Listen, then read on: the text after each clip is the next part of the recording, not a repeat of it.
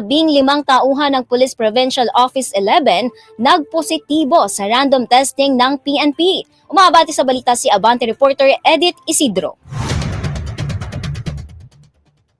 Maraming salamat, Kaabanting Kim. Bilang bahagi ng internet tracing programa ng Philippine National Police, nagsagawa ang PRO-11 ng random testing sa illegal na gamot sa kanilang mga tauhan. May kabuang 15 police ang nagpositibo sa illegal na gamot sa testing na idinaos mula noong Abril 1, 2024 hanggang noong Abril 28 nitong taon. Sa nasabing bilang, 11 tauhan ang nagpositibo noong 2024 habang 4 naman ang nagpositibo ngayong taong 2025. Lahat sila ay kinasuhan ng administratibong particular ang conduct of unbecoming of a police officer.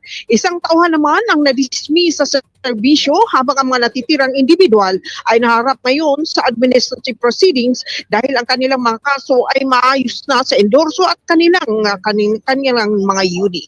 Mula Davao, Edith Isidro ng Abante Radio. Itong balitang mabilis, mabangis, walang minti.